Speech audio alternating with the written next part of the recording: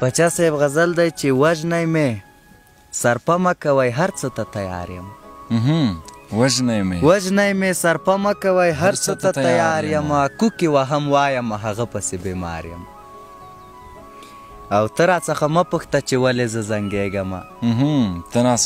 ته راڅخه مه پوښته چې ولې زه زنګېږم یو نه د دوه نه دي په سګرټو کې انبار یم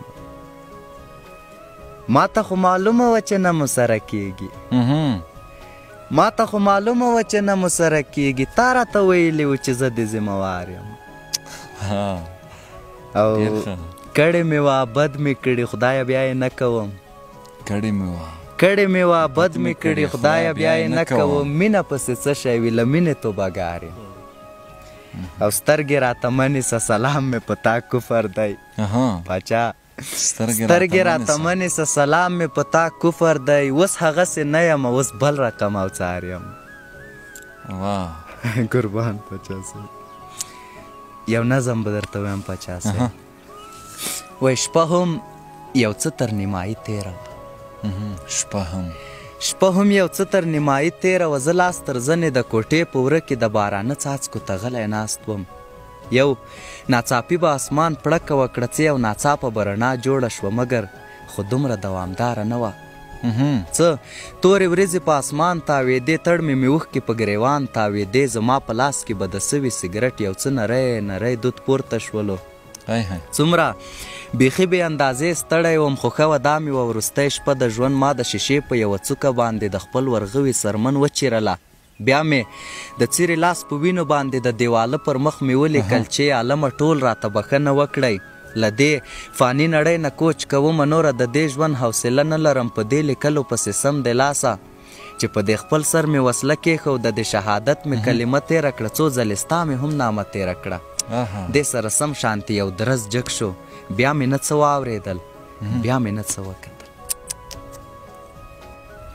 چې مخخه مې له بدرنګې زندګۍ وکړه یو ناڅاپي چیغه مې غاړه کې رسۍ وکړه چې مخخه مې له بدرنګې زندګۍ وکړه یو ناڅاپي چیغه مې غاړه کې رسۍ وکړه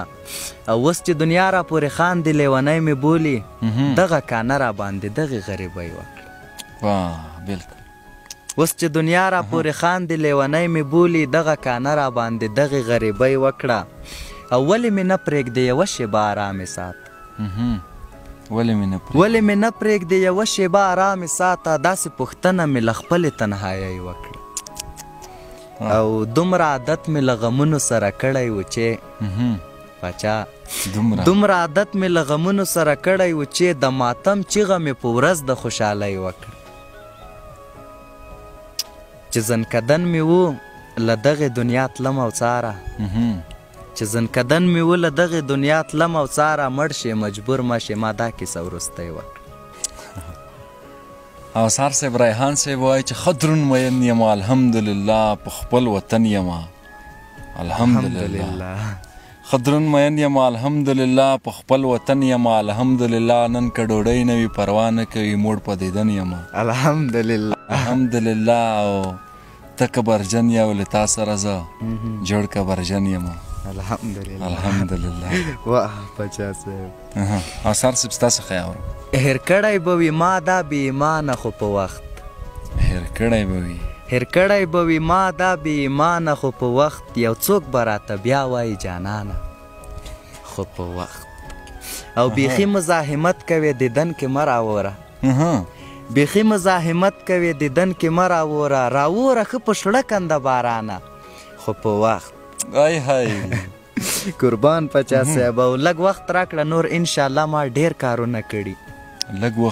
لږ وخت راکړه نور انشاءالله ما ډېر کارونه کړي پوره به دې کړم ژر د زړه ارمانه خو په وخت او د خدای ومنه دغسې مې مه پرېږده په نیمه پاچا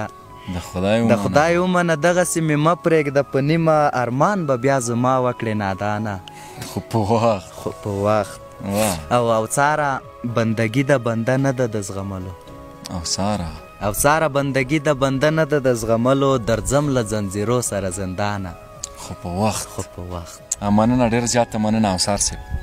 دا چې د خپرونې وخت ګورو نو مخ په خلاصېدو دی زړه مې غواړي چې نور غزل هم درڅخه واورم خو وخت مختصر دی نو اوسار صاحب بیا هم زیاته مننه کور ودان خیر قربان پاچا صاحب چې تر دې ځایه راغلی قربان پاچا صاحب پوره وړی مې مینه مو جنتي شه پاچا صاحب. نو قدرمن لیدونکو دا وه د بابرزي او سار صاحب سره یو کوچنی شانتي بنډار تر بلې بیا چې موږ د بل شاعره پر ځنو تر هغه در څخه عصمت پاچا او د کمرې په برخه کې یاد صاحب اجازه اخلو د الله په امان.